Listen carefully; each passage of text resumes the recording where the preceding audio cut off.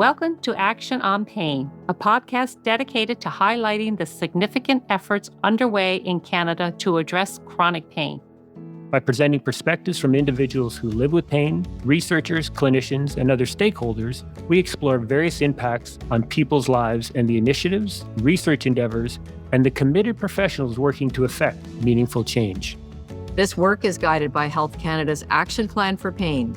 Join us as we raise awareness and share stories that are shaping the future of pain management in Canada. Welcome to Action on Pain, the podcast where we explore the landscape of chronic pain. I'm Virginia McIntyre, and always I am joined by Keith Meldrum and Jennifer Daly-Cyr. Oh, that's right. And we're your hosts. I'm Jennifer Daly-Cyr, and like many of you listening, we navigate daily realities of persistent pain. And I'm Keith Meldrum. Our mission is to shine a light on the progress being made within the framework of Health Canada's An Action Plan for Pain in Canada to make a real difference in people's lives. Today, we are very pleased to welcome Maria Hudspith and Dr. Fiona Campbell. Maria is the Executive Director of Pain BC, and she has 2 decades of experience in community development and system change. She has worked to bring Pain BC from concept to reality. Her work has involved mobilizing communities, engaging patients in organizational decision-making, and advancing progressive agendas through policy change and program development. Maria is one of 15 principal investigators in the Canadian Institute of Health Research's funded Chronic Pain Network, which is the first national research network in Canada. And she is also one of the co-chairs of the Patient Engagement Committee for the Canadian Pain Network. Dr. Campbell is a distinguished healthcare practitioner and esteemed academic in the field of pediatric chronic pain management. Dr. Campbell is a professor in the Department of Anesthesiology and Pain Medicine at the Temetry Faculty of Medicine at the University of Toronto. Additionally, she serves as director of the Chronic Pain Program in the Department of Anesthesia and Pain Medicine and a co-director of Sick Kids Pain Center at the Hospital for Sick Children. Fiona is a former president of the Canadian Pain Society as well. Maria and Dr. Campbell were co-chairs of Health Canada's Canadian Pain Task Force, and as members of that task force were instrumental in the development of the Action Plan for Pain in Canada. Well, we have quite the extraordinary people with us here today. You know, my initial encounter with Fiona and Maria was a few years ago, many years ago, just about a month before COVID hit, and they were able to make a trip here to Nova Scotia. And the whole idea was the Canadian Pain Task Force came here to Nova Scotia. And I had the pleasure to open the meetings with sharing my personal story, which is what's important. But the atmosphere in the room that day was nothing short of extraordinary, as it was populated by healthcare professionals, researchers, and policymakers. We're all there sharing a unified objective to acquire knowledge and enhance pain management strategies across Nova Scotia and Pain Canada. And we've come a long way since then. Amazing.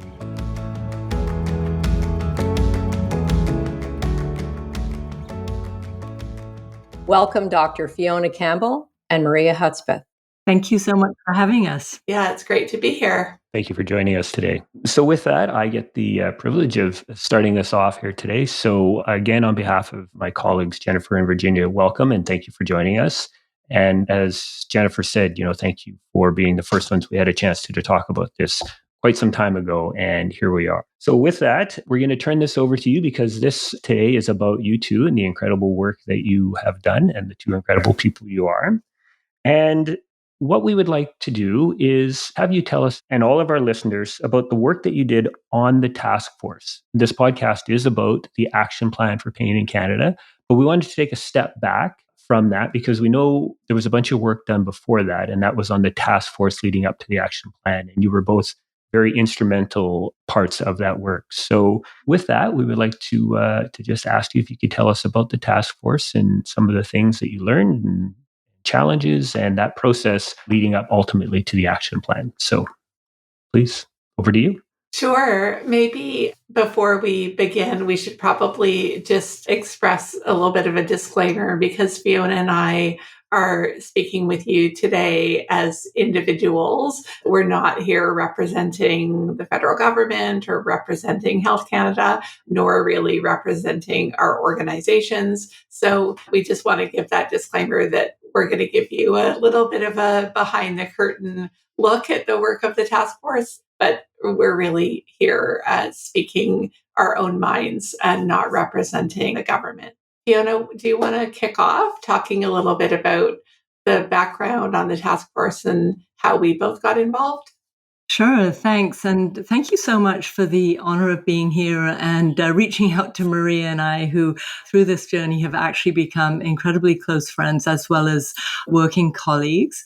For context, I'm a professor at the University of Toronto and medical director of the pain clinic at Sick Kids in Toronto. And I was president of the Canadian Pain Society. And I think it was in that role that I was approached to become the chair at that point, or would I be interested in chairing this particular task force? So firstly, I was ecstatic that there was going to be a task force focusing on the real problem of pain across our country, but also daunted. And I, and Maria can tell her side of the story, sort of vacillated a bit and said, oh, I'm not sure, like, will I, won't I? And then I heard that Maria had been approached and we'd have these conversations, oh, will you?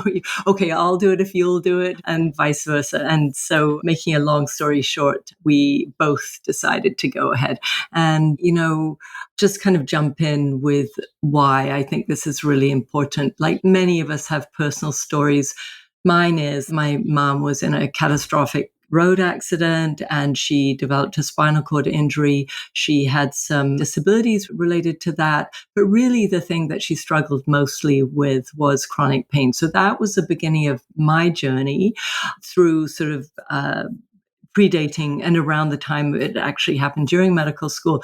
And so I've had a long-standing interest. And you find health professionals often have a personal story for why they enter this space.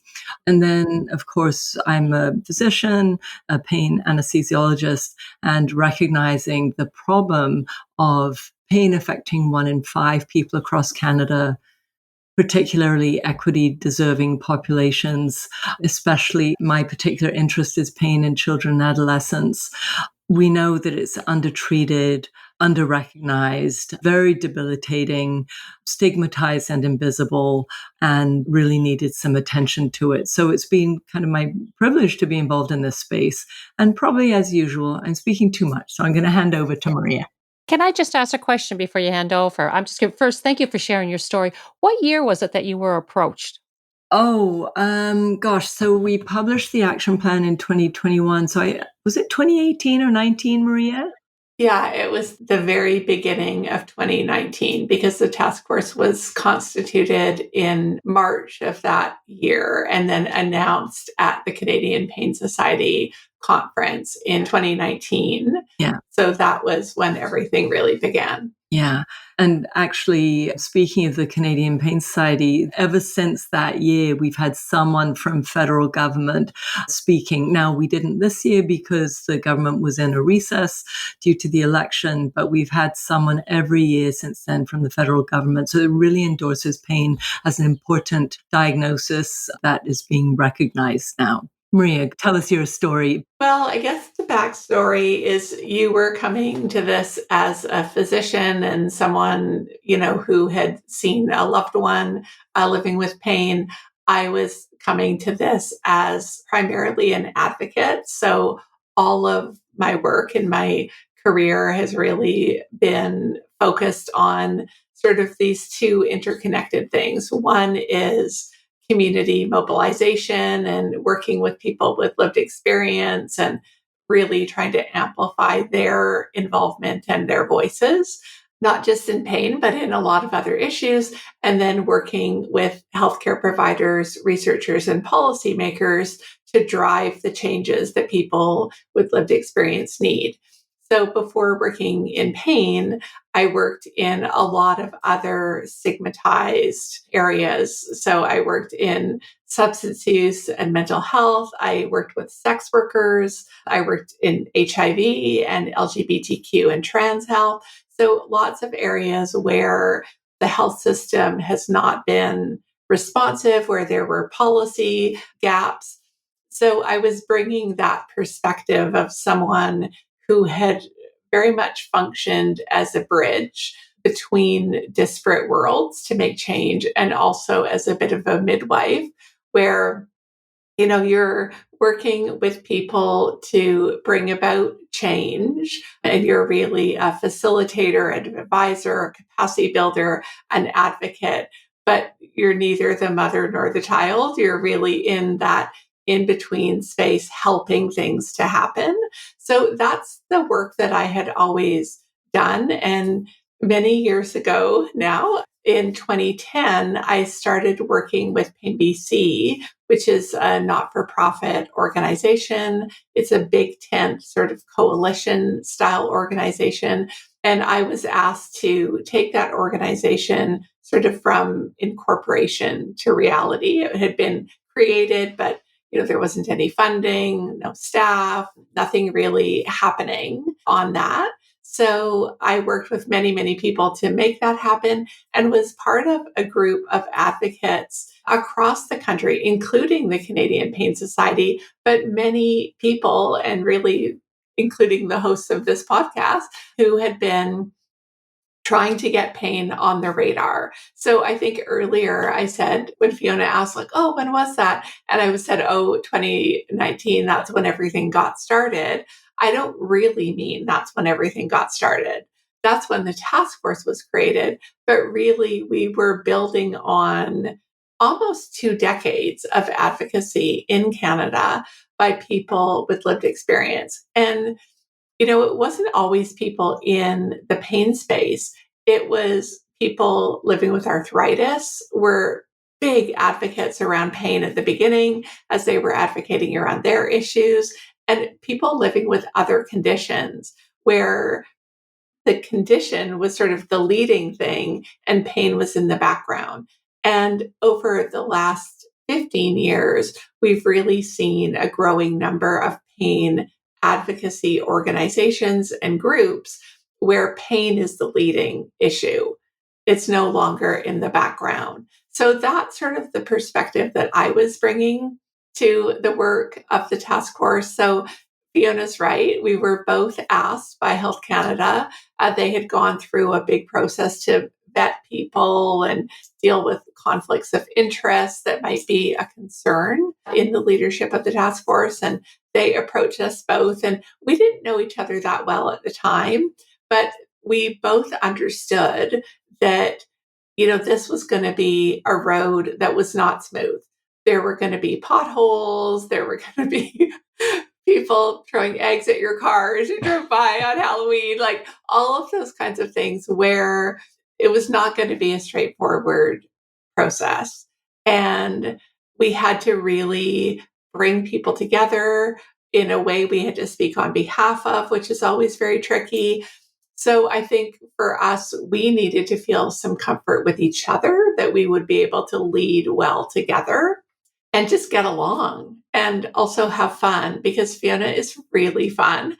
I'm not very fun, but she is really fun. So for me, I was very much drawn to, she's wicked smart, she's playful, but she really has such a huge heart. And she was able to bring all of that to the work of the task force. So needless to say, it was like teenage girls before the dance. Are you going to go? On their phones, texting back and forth.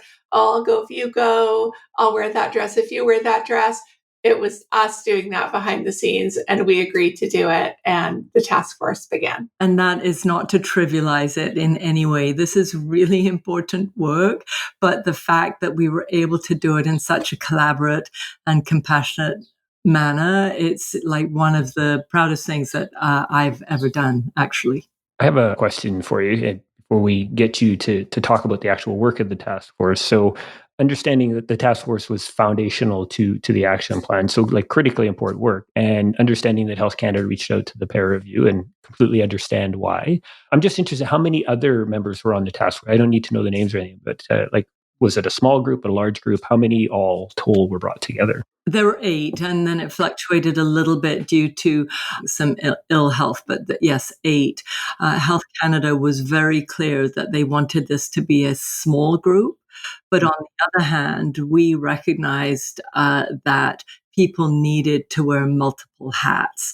So we were really insistent. And one of the things that I really took from Maria is, and had always bought in like for a long time, but really the insistence of having people with lived experience. And we had at least 2 people for whom that was their prime reason for being on the task force. But we needed, the way we understand pain as a biopsychosocial within the context of a biopsychosocial model, meant that we needed people who understood it from the biological, the psychological, the social. We needed researchers, we needed clinicians, we needed across the lifespan, we needed it to take an equity lens. So everyone wore multiple hats, and people were very generous in their time. I've remained close with all of them and collaborate with all of them to this day, because we all developed it. It wasn't just Maria and me with this spark. Like, we had a sparky group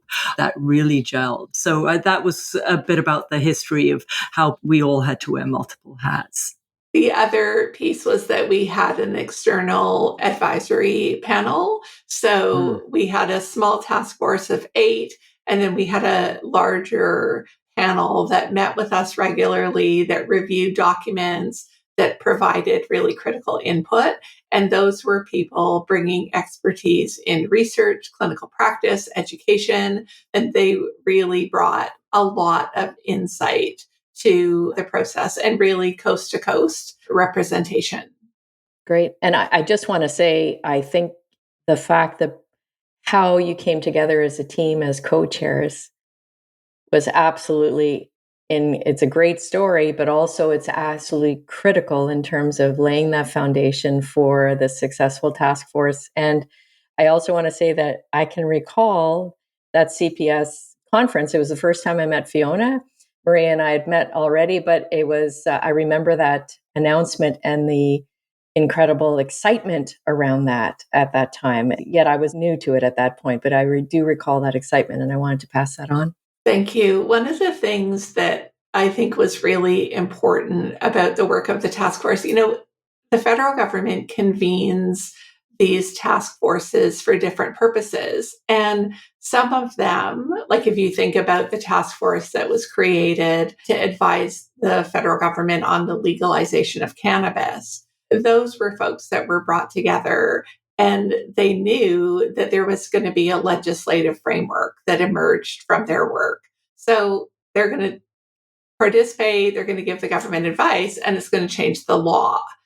And in that case, you can lead a task force in a specific way because it's the law that's going to change, and that's going to drive behavior and policies and regulations. In our case, that was not what was put forward for the task force. It wasn't about changing laws. In fact, at the beginning, it wasn't even about changing policies. And so when you're trying to advance change without that end result, there's not going to be a stick, and there may not even be much of a carrot. So you really need to approach it in a sort of movement building way. So just curious, if there really was no stick, no carrot, it sounds pretty undefined. So what was the direction? What was your mandate? What were you given to do? Or were you just told, here this is, figured out? Like, what was your goalposts? I can give the 3 initial steps, and then Fiona can talk a bit about how things changed, because the original mandate was frankly not that strong. So it was to assess how pain is understood and treated in Canada. So really to identify like what's going on, and then to make some suggestions sort of loosely about really identifying best practices. Like, it wasn't really even about making suggestions, but it was identifying promising and best practices that could be theoretically advanced, and then to mobilize that knowledge.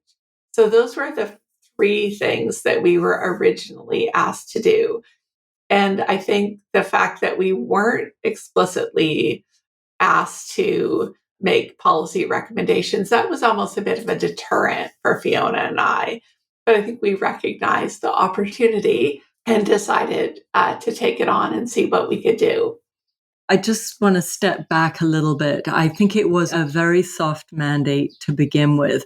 It was an important acknowledgement of pain as an important condition, but really it emanated as almost a silver lining from the opioid crisis. So the opioid crisis had caught the government's attention, and then they had a big gathering in Ottawa, and the CPS got invited to that. And so the Canadian Pain Society got invited to that, and I went to represent the pain community. There were a couple of people with lived experience of pain, but really pain was not being recognized as an important upstream factor, not of the opioid crisis, but of people who perhaps might need opioids in which to live productive lives because of lived experience of pain. So it's a bit of a dual-edged sword. And then I think because we made an impact on the federal minister of health at the time, who was Jane Philpott, she recognized that this was a bit of an elephant in the room. And what we needed to do was look at all of the communities who needed opioids. So not just people with substance use, but people who needed them for pain as another group. And so they began to dance around the notion of having some attention being paid to pain as a potential upstream factor of the opioid crisis. And to their credit, they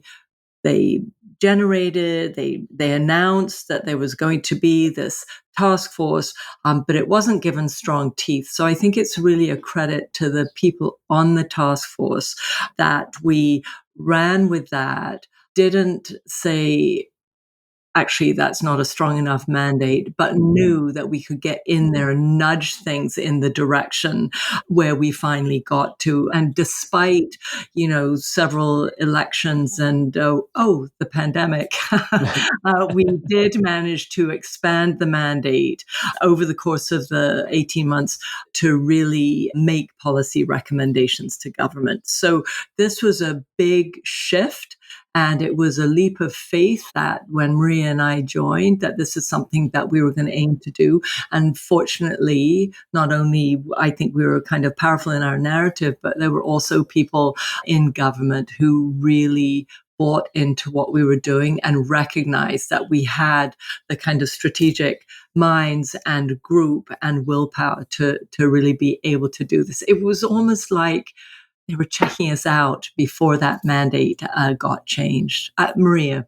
Yeah, I think that process of interacting with government officials and the minister and really having them recognize the gravity of the problem. This was during COVID. There were multiple elections. So we were actually appointed to the task force by Minister Pettipas Taylor. Then the minister changed and it was Patty Hajdu. So we were meeting with these folks and kind of talking to them about pain in the context of the overdose crisis, but also outside of that. And seeing, pain is not just about that. It's about all these other issues. And we were starting to see at that time people develop long COVID and have pain resulting from that. We were seeing, we had the expansion of medical assistance in dying. And we were seeing data coming out of that unrelenting pain was a huge issue. So we were able to tie the issue of chronic pain to so many government priorities, not just the overdose crisis, but many other things that were relevant. And what ended up happening is we produced our first report. which was really an assessment of the state of things in Canada. And then the second report was informed by a broad consultation. So there's a big survey that was done. I think there were 1,500 submissions from that survey. So the next report was really meant to show, what did we hear from people living in Canada about pain?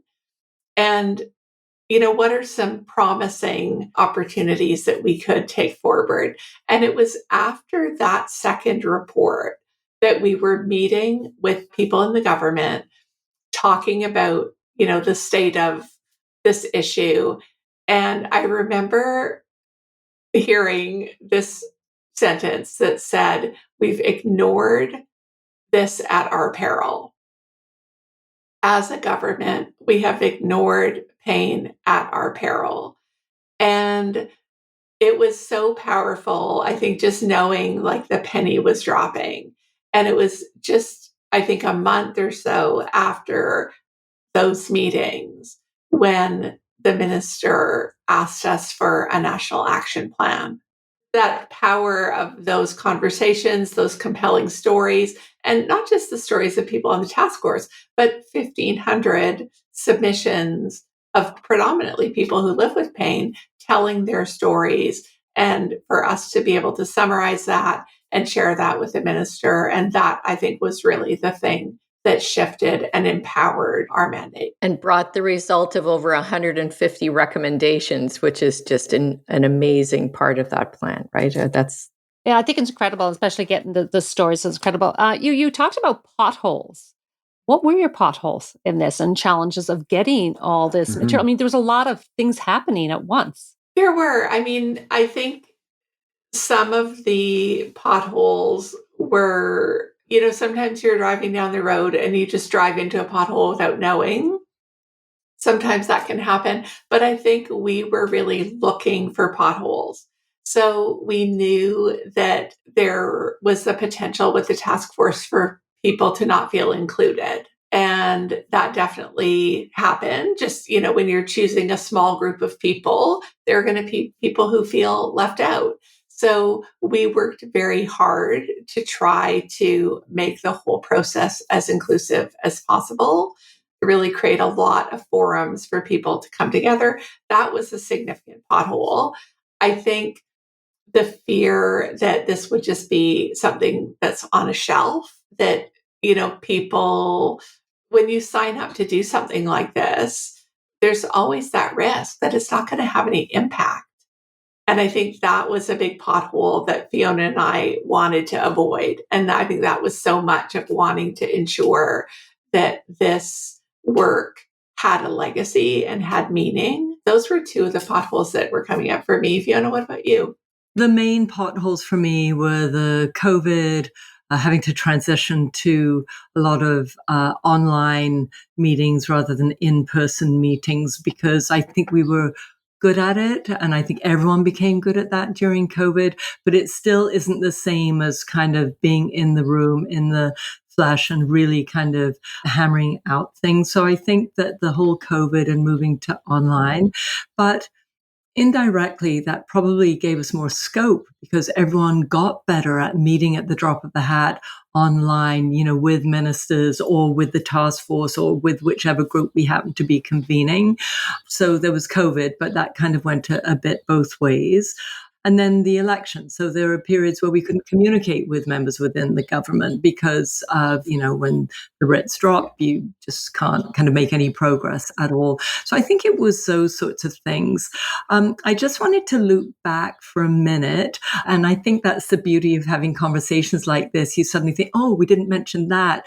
One really big help in all of this work that people won't necessarily know about, but when you work on a task force with the federal government, you get provided with a secretariat that sits within the federal government. And they were absolutely phenomenal in pulling together and doing a lot of the hard work behind the scenes. Some of the first drafts of the writing, like it wasn't their ideas, but they were pulling it all together.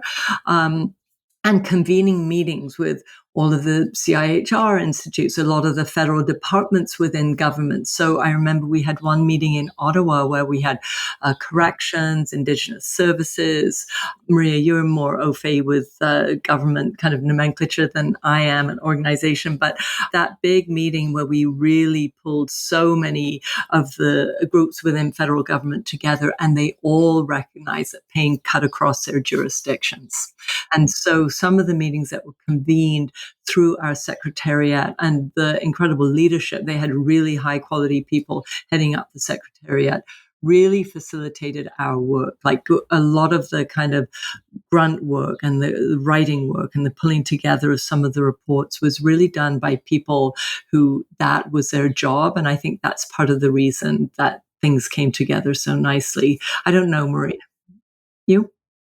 Yeah, I feel the same. I mean, anytime you're doing something like this, navigating the bureaucracy and the political machinery, it's a huge thing. And there's so many things that you can't understand as an outsider. So those folks working within the federal government in the secretariat, but even some of the senior officials, they were really, I was surprised by the level of sort of allegiance to the issue of pain. And I think it really was an issue whose time had come. You know, it was an issue that many of us have been shouting into the wilderness on for a couple of decades.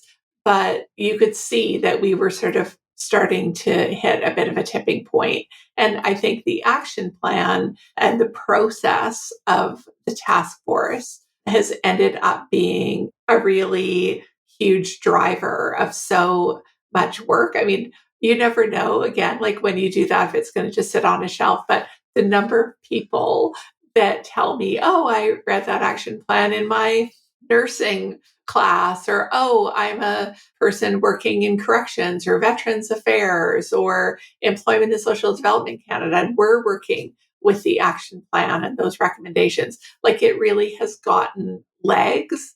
And I think that's a real testament, not just to people on the task force and the external advisory panel, but to all of the people working in a very bottom up way, grassroots people, peer support folks, advocates, researchers who are driving this agenda. And just to see the pain community coming together in a way that I don't think really happened before the task force and the action plan. And you asked about barriers. There were also a couple of other facilitators as well. And one in particular is the World Health Organization endorsement in its 11th International Classification of Diseases of chronic pain as a disease in its own right, with its own coding mechanism, which was a facilitator for people to really begin to think about pain in a different way, not just acute pain that's lasted for a long time, added legitimacy to the diagnosis of chronic pain as a diagnosis in its own right, helped to reduce stigma among people because there was suddenly a diagnostic code and, hey, this is a real thing. And also with the coding, that's going to really facilitate surveillance and monitoring, which is one of the 5 kind of key goals of the action plan. So I think the fact that there was international movement in the space of the clinical diagnosis of chronic pain was a big facilitator to government buying in and also public at large, having a tool to just explain that chronic pain is a real disease. And just for those who may not be aware of the coding itself, so you're referring to the ICD-11? Yeah. I just want to take a moment and sort of land this for our listeners. I mean, this has been an amazing conversation. We talk about the task force, and you've talked about the challenges. So just to, I'm going to state the obvious because I'm very good at that. 8 people brought together to represent sort of Canada and those that live with pain. So roughly that's, speaking at least 8 million people who are afflicted by this illness. 8 people are brought together. They're given a mandate that is like vapor, really has no teeth to it. And you have a 2-year time frame to deliver? It was 3 years to begin with, and then once we'd persuaded them that this was a real thing that needed action, they empowered the mandate not only by requesting policy recommendations, but also they shortened the timeline. They wanted this in soon. So I think it was the deadline was supposed to be December 2021, and it actually ended up being March, and then it was published in June or something like that. So it was empowered and expedited. Through that process, they shortened the time frame with this sort of wishy-washy sort of mandate. And through the power of the task force, with the hurdles that you have talked about, you're able to, as a group, and the two of you being instrumental in that group, sort of land on these foundational principles that ultimately led to what is now the amazing action plan for pain in Canada. I just wanted to state that because listening to you, you're handed this big, hairy, messy ball and told to unwind it, and the clock is ticking, and there's no directions on how to unwind the messy ball. Because that's pretty impressive. Very impressive. Thank you. And to add to that, the empowerment that you described in terms of people, the communities of people within the organizations, outside the organizations, the 1,500 people who responded to the survey, the government bodies and so on, who all of a sudden began in a very, very short period of time recognizing what it meant to be 1 in 5 people in Canada living with pain, and probably looking around the room themselves and going, okay, now I understand that my cousin or my brother or my sister is, now I'm getting that a little bit more clearly. And so from a personal level all the way to policy recommendations, as I said, like over 150 policy recommendations that are going to transform how this is done over time. Yeah, it really was a journey. And I think, the action plan, we really tried to be very ambitious. There are a few other national strategies or action plans from other countries that are really focused, I would say, quite narrowly on the health system. And we know that people who live with pain are living with income insecurity in many cases, are dealing with the social determinants. So we really tried to bring those perspectives. So there's a significant focus on equity. There's a significant focus on populations that are disproportionately impacted by pain, and even recommendations around things like tax reform to try to address the financial burden that people who live with pain. So, we wanted to, obviously, we're a task force to Health Canada. So, of course, we're going to talk about health and the healthcare system and health research and all of those things. But we also wanted to think more broadly. And thankfully, we've seen the action plan informing things outside of the healthcare system, like guidelines in prisons, like disability benefits regulations. So we're starting to see that vision that we had of a very comprehensive action plan come to life. It's impressive to hear, and it sounds like, and maybe it was a bit of timing, like this, that you were handed this sort of challenging sort of mandate, you and the others on the task force. But it sounds like it was sort of the right time with the right people, or changing people in government, because you went through 2 elections. But you even, you talked about a couple of, ministers who sort of recognized that, like, it's time to do something. And would I be wrong in saying that those sort of interventions from those key figures were really material to being able to move this forward? Otherwise, we may still be sitting here years later talking about a task force that had never landed on its recommendations. Yeah, I think that's absolutely correct. It really had to come from government to request that we make policy recommendations. So whether it was like the whole kind of movement that was happening across the country with the task force involved in there as well, these things take a village, but it was really, if we hadn't had the minister's endorsement, I don't think this would ever have gone anywhere. I think that's amazing. I mean, again, I'm just going to restate what I said. I mean, the story that you've offered on the challenges of the task force, like I say, I'm just blown away that on this monumental issue, it started off on day one of here's a one-pager, here's 3 things to do that has no teeth, no real direction, go out and find some stuff and report back.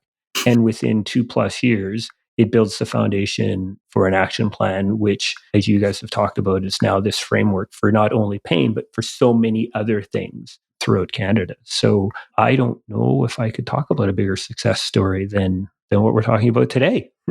It's something that impacts many, many millions of people. And I know myself will refer to it often and share it with people. It's an incredible document. Definitely. And when you said that you heard someone say we've ignored pain to our peril, I get goosebumps thinking about that. I'm experiencing that at this moment because I'm thinking the impact of the work that was done led to that statement being made. And I think that that's like an enlightenment would have happened in that moment by the individual who spoke that, but that would have been shared amongst so many people. And that statement will forever stay with me. Thank you for that.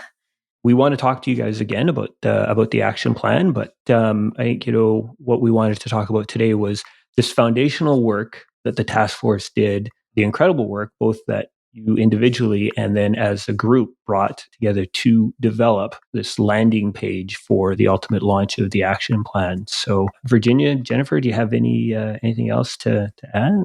Yeah, big thank you very much for bringing us that insight around the potholes, the successes, like the incredible movement that happened as a result of this task force and everything that led up to it that you described from your own personal experience.